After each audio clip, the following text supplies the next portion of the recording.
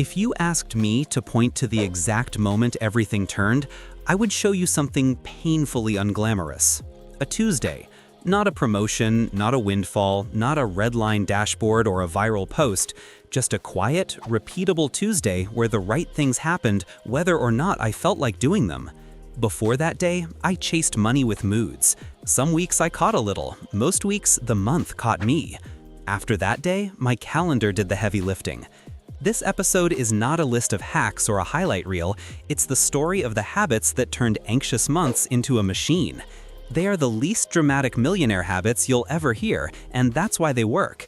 They're not about intensity, they're about choreography, small, boring defaults that compound until you wake up in a different life. The first habit was taking money off manual. I had spent years being careful, which is another way of saying I was re-budgeting every time I looked at my balance. That shimmering number lied to me. It belonged to rent and lights, to groceries and transport, to insurance and minimums, to the property tax sliver I conveniently forgot until December, to annual subscriptions a past version of me had clicked in a moment of optimism, and to the tires my dashboard had been hinting at with a polite orange icon. Be careful loses by the 15th. So I moved from vibes to rails. Income landed in a quiet staging account with no card attached. On dates I couldn't forget, it left automatically to do 4 jobs. A bills lane paid the roof, utilities, phone, internet, transport, insurance, childcare, and minimum debt payments, and it fed tiny buckets for predictable irregulars like tires, holidays, school fees, car registration, and annual premiums, so surprises stopped posing as emergencies. A sleep fund grew every payday until emergencies became errands. An investing lane bought broad, low-cost ownership before my lifestyle heard the news. Global stock funds with a modest ballast sleeve of high-quality bonds or cash-like instruments sized to my nerves so I could sleep when screens went red. And a weekly card carried groceries and ordinary life. It reset every Friday so drift lasted no more than 6 days. When the rails ran, I didn't need discipline, I needed a calendar. Millionaire habit number 1 was subtracting willpower from the plan. The second habit was naming a buffer and treating it like a teammate, not a piggy bank. Emergency fund made me want to poke it. Sleep account made me want to protect it. Words matter because the brain listens to names. I aimed first for 1 month of essential expenses, then stair-stepped toward 3. If your income is volatile or you support other people, your sleep account can be bigger. It lives in higher yield cash or short-dated government paper, so it earns while it waits. The effect is weird and immediate. Your shoulders come down, you stop being a forced seller in storms. The washer breaking becomes a trip to the hardware store rather than a theology crisis. And because panic went down, my investing habit survived loud weeks. That survival is compounding's favorite food. The third habit was writing a 1-page investing policy in my own words. Markets shout, headlines shout, group chats shout. A policy whispers, we already decided. On 1 page, I wrote what I own, broad, low-cost index funds across sectors and borders, plus ballast, how much I add, on payday, not when I feel clever, when I rebalance, birthday and half-birthday, what I do with distributions, reinvest while building, how I treat employer stock, sell as it vests according to a rule, cap any single company at a tiny slice of net worth, and what I do when prices fall by 1/3, continue contributions, rebalance once, walk outside. Then I taped that page where panic could find it. I stopped trying to be brilliant. I started trying to be obedient to a decision made by a calm version of me. That obedience is the difference between people who look smart and people who end rich. The fourth habit was treating raises and windfalls like endangered species. Lifestyle hears about them last. For 90 days, every increase went through the rails without telling the month. Half fattened the sleep account until it felt like sitting in a chair that wouldn't break. A slice bumped my investing rate by a notch I wouldn't notice. Some pre-funded December's ambushes, travel, gifts, annual renewals, so those months stopped rating February. And I bought one small designed joy I could point to with a grin. I still upgraded, but late and specific, not immediate and general. The habit didn't punish me, it protected me from a quiet thief called I deserve it, which is how most people turn raises into louder bills. The fifth habit was pricing outcomes, not hours. Rooms don't pay for suffering, they pay for results. I kept receipts, dollars saved by a process I improved, errors prevented by a checklist I wrote, revenue created by a demo I shipped, days shaved off delivery by a redesign I led. Every 9 to 12 months, I presented those receipts and asked for the title, rate, or flexibility that matched reality. When a room couldn't honor math, I took the receipts to a room that could. Hard work mattered, but proof compounded. Millionaire income doesn't come from heroics, it comes from raising your price with evidence on a schedule. The sixth habit was attention hygiene. Tired brains buy relief at surge pricing and sell assets in storms. My most profitable decisions happened in the pantry and the bedroom, not the brokerage. I charged my phone outside the room, so sleep, free performance enhancer, actually happened. I moved shopping apps 2 screens deep and put my savings or broker app on page 1 as a cue. I kept 2 10-minute dinners I could cook without thinking, eggs on toast with fruit, pasta with jar sauce plus frozen vegetables, and a freezer pantry of prepped components. Chopped aromatics, cooked beans, portioned protein, broth cubes, bread heels for croutons. I carried a tiny friction kit, water, snack, charger, bandage. Those gestures prevented midnight markups, convenience store rents, and collapse purchases that seem small and behave like taxes.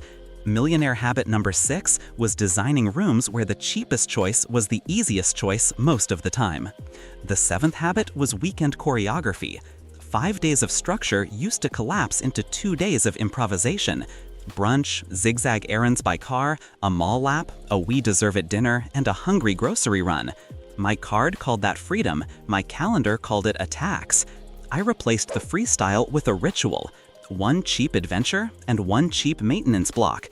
Adventure could be a picnic with a thermos, a free museum day, a library visit with a list, a long walk somewhere new, or a simple movie projected on a sheet. Maintenance was a batch cook hour that set up the week: rice, roasted vegetables, a protein, a soup base, plus a 15-minute admin sprint to pay bills, schedule refills, and reset the house. Monday became lighter. The weekly card reset stopped being a confessional. Wealth is not a monthly act, it is a weekend rhythm that makes weekdays inevitable. The 8th habit was writing micro-policies for windfalls and setbacks.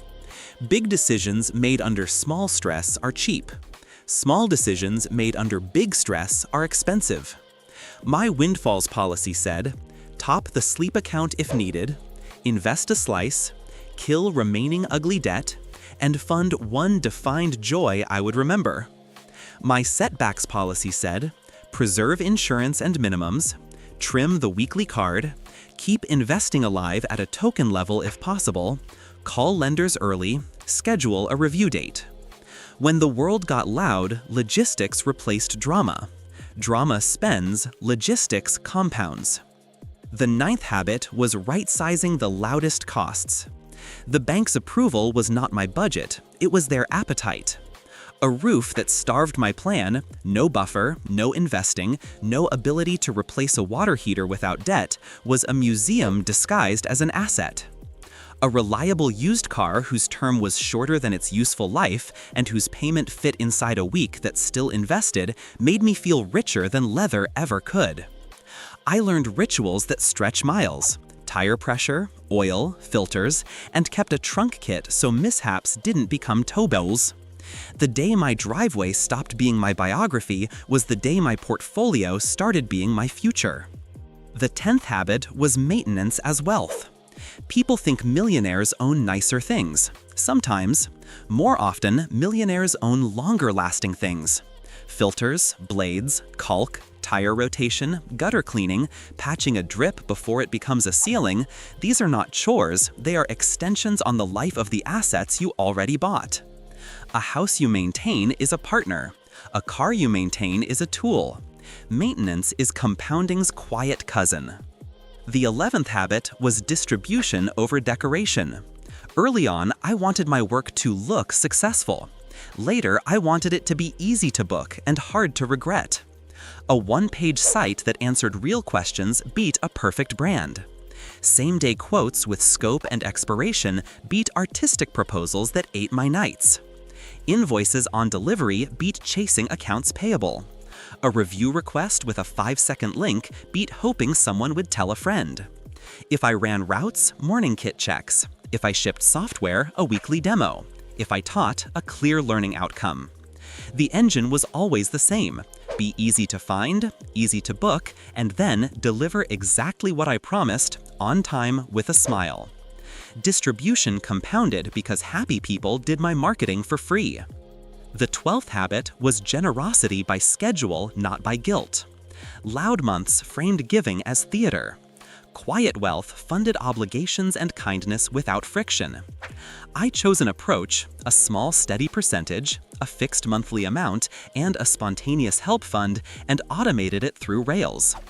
When generosity was scheduled, it stopped competing with groceries and rent. It became part of who I am, not an argument with my card reader. Ironically, giving on purpose made me more disciplined everywhere else, because my money now had a job I cared about that wasn't me. The 13th habit was geography as a lever. Proximity is profit. The right neighborhood tilted my slope before I touched a spreadsheet. A shorter commute turned into cooked meals, a body that walked most days, a side route I could actually service, and better work sold on Monday. Sometimes moving closer to opportunity was the richest choice I could make. Sometimes moving away from status pressure was. Rent was an experiment. Buying was a commitment. I chose the place where costs fell or stabilized, income rose or steadied, commutes shrank, and my week got quieter. That quiet did more for my net worth than features ever could. The 14th habit was sleep. I had to learn it the stupid way, by losing it. Exhaustion is a loan shark. It will spot you a box of late-night noodles at 2 a.m. and come for your portfolio at 2 p.m. the next day when your tolerance for risk and nonsense evaporates. Sleep made me better at everything that pays: saying no to bad deals, raising my price with a straight face, cooking instead of tapping a delivery button, and staying obedient to my investing policy when headlines danced. If you want a practical millionaire move, put your phone in another room and go to bed like someone who likes their future. The 15th habit was the rebuy test. Every quarter, I sat with my list of recurring expenses and asked one question: would I buy this again today at this price? If the answer was anything but a clean yes, I canceled or paused and routed those euros to a sinking fund with a name I loved: travel with my dad, a once-a-decade camera, tires that won't squeal. The test didn't turn me into a minimalist, it turned me into a curator. Selection beats accumulation. Selection leaves oxygen for compounding. The 16th habit was the receipts note. We've talked about receipts for money, but I kept them for time too. Every Friday I wrote 3 lines: something I shipped, something I prevented, and something I improved.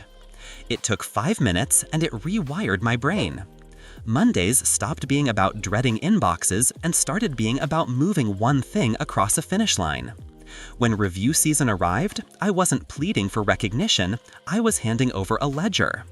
Millionaire compensation doesn't come from vibes, it comes from arithmetic someone else could defend without me in the room. The 17th habit was the ask first threshold at home. Money fights aren't about numbers, they're about surprises. We chose a number and agreed that anything under it didn't require a meeting, and anything over it would be discussed before it happened. We kept small, no-questions allowances because adults need toys. We ran a 10-minute weekly logistics check-in: what happened last week, what matters this week, any irregulars, and one small joy we would fund on purpose. Calendars replaced arguments. Logistics is cheap, drama is not. The 18th habit was productizing what was chaotic. Custom everything felt flattering and paid poorly. 3 fixed offers with clear scope, price, and timeline beat bespoke projects that lasted forever. A public price book made how much an easy question. A phone-first booking page gathered details without back and forth. Versioned templates turned every delivery a little faster, a little better.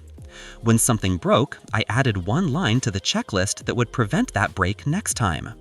The result wasn't sexy, it was profitable. Profit is what your portfolio eats for breakfast. The 19th habit was saying no to overtime that only existed because of broken systems. Paid overtime felt like a reward for being the hero. Often it was a tax on my future. When overtime prevented me from building the assets that would end overtime, I was paying to keep the broken machine humming. I chose seasons where I said no, politely and clearly, to purchase the quiet in which I could build what the chaos needed. Those seasons looked like laziness to people who wanted my hours. They were the richest hours I ever spent. The 20th habit was becoming boring in public and rich in private. Looking expensive has an interest rate. I stopped renting identity. I bought tools. My wardrobe turned into uniforms that fit and lasted. My home turned into a workshop that produced food and calm. My car turned into a reliable animal that started on cold mornings and asked little else. None of this would trend.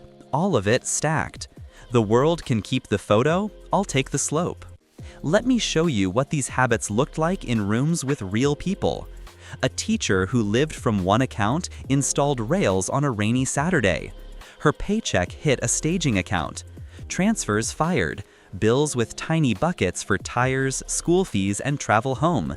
A sleep fund with a name that made her smile. An investing lane buying a simple global equity fund with a modest ballast sleeve. A weekly card that reset Friday. She moved shopping apps off the home screen and charged her phone down the hall. She stocked 2 10-minute dinners and built a freezer pantry. She started a receipts note at work. Days shaved by a schedule redesign, dollars saved by reorganizing supplies. Then asked for a stipend with proof. 9 months later, her buffer was real. Late fees were extinct, and December didn't ambush her. She didn't become a different person. She stopped asking a lying balance to be her plan. An engineer drenched in equity comp wrote a one-page policy, sold RSUs as they vested according to a rule, skimmed a slice to a tax pot immediately, and capped fixed costs so a missed bonus became a shrug. He and his partner ran a 10-minute weekly logistics check-in. They agreed on an ask-first threshold and added tiny no-questions allowances. Fights turned into logistics because the calendar spoke. He spent on distribution instead of decor. Examples of outcomes shipped, a memo that explained how he saved days of chaos, a cadence of helpful notes to people he respected. He asked for a title update with receipts. The answer was yes. The raise disappeared into rails for 90 days. The kitchen got quiet. Markets could scream. The policy whispered. Wealth stopped requiring his mood. A trades owner with a chaotic calendar copied a boring Millionaire. Separate accounts, a price book, same-day quotes with scope and expiration, morning truck checks, weekly quality audits, invoices on delivery, a review request with a 5-second link, insurance matched to reality. He paid himself on a schedule so the business learned to feed the household. Revenue didn't double, profit did. Profit became equipment that worked, staff who stayed, and a household that stopped borrowing next month from last month. Freedom didn't arrive after an exit. It emerged from a week that behaved. A caregiver at 51 downshifted housing to buy oxygen, tuned insurance to match reality, and built a 4-month sleep account in a higher-yield home. She opened a simple retirement plan and bought broad funds on payday with a slightly larger ballast sleeve so she could sleep. She drafted wills and a where things live note for family. She walked most days and charged her phone outside the room. She ran modest bookkeeping for 3 local firms and invoiced on delivery.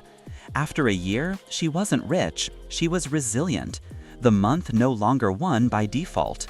Resilience is what rich feels like from the inside. What about debt? Debt was the 21st habit because it became a schedule, not a personality test. I automated every minimum from the bills lane so late disappeared forever. I chose one target balance and added a small extra on payday until it hit 0. When my wiring craved momentum, I killed the smallest first and rolled the freed payment. When my wiring craved arithmetic, I attacked the highest APR. Each 0 was a raise. The rails captured that raise and sent it to the sleep and investing lanes before my emotions recruited it for louder months. For useful debt, mortgage sized for peace, tools that earned, education that placed me on a ladder, I matched term to asset life and avoided lenders who could change terms faster than my cash could adapt. Debt stopped being shame. It became a calendar entry that expired. The 22nd habit was normalizing used markets. The default script says new equals better and better equals you. I ignored it. Thrift stores in high-rent neighborhoods turned out to be treasure chests. Marketplace listings hid underpriced tools because sellers wanted time back, not top dollar. A tailor made fine fit like fancy. A cobbler turned a good shoe into a decade. I learned to evaluate seams, zippers, blades, motors. Cash bought function, not labels. Looking ordinary on purpose became wealth's camouflage. The 23rd habit was defanging the sales funnel. Limited time, friends and family, free shipping if you add 10 euros, only 2 left. I installed a 24-hour rule for anything that wasn't a consumable or an emergency. If the urge survived, I checked the used market. If I still wanted it, I paid cash from a named sinking fund. Envy softened, regret faded, closets breathed. The portfolio ate. The 24th habit was practicing small versions of the future. People defer rest and risk until after they hit the number, then discover they never practiced either. I took deliberate, modest weeks where the calendar was boring and the budget was normal. I ran mini sabbaticals with constraints. No new gear, one discrete project I'd been postponing, normal spending, full rails. Those weeks taught me what I actually need, what I missed, and what I could stop buying forever because it was a costume. When the day came that I could choose work optional, I wasn't confused. Freedom had reps. The 25th habit was never miss twice. Perfection is brittle, recovery is durable. If I skipped a transfer, I resumed on payday. If the weekly card overshot, I trimmed next week. If I rated the sleep account for a real emergency, I refilled it before anything else. If headlines shouted, I obeyed my rebalancing date and went for a walk. That sentence, never miss twice, protected decades.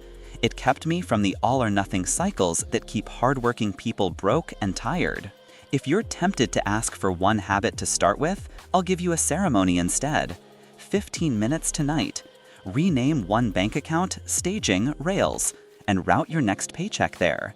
Create 4 automatic transfers, bills early in the month, sleep fund on payday, investing on payday, weekly card every Friday. Move recurring bills to the first week so drift can't spawn late fees. Write your one-page investing policy and tape it where panic can find it. Start a receipts note and add one outcome you delivered today. Move shopping apps 2 screens deep and put your savings or broker app on page 1. Charge your phone outside the bedroom. Cook one of your 2 default dinners. Cancel one subscription that fails the rebuy test and route the savings to a sinking fund with a name that makes you grin. Then let the weekly card reset on Friday. That's it. Not a perfect month, one well-designed week, repeated until your decade can't help but compound. One morning soon, you'll pour coffee and notice an absence. No late fee email, no panic at checkout. The weekly card resets and you feel nothing. The sleep account sits there with a name that lowers your shoulders. Your investments bought more last night because payday told them to. Your receipts note is long enough to make your next ask respectful and easy. The house feels like a partner. The car is a tool. The group chat is loud. Your kitchen is calm. That calm is not luck. It's the sound of habits that don't need your daily heroism. That's what millionaire habits really do. They turn a Tuesday into a machine and a machine into a life where your time belongs to you.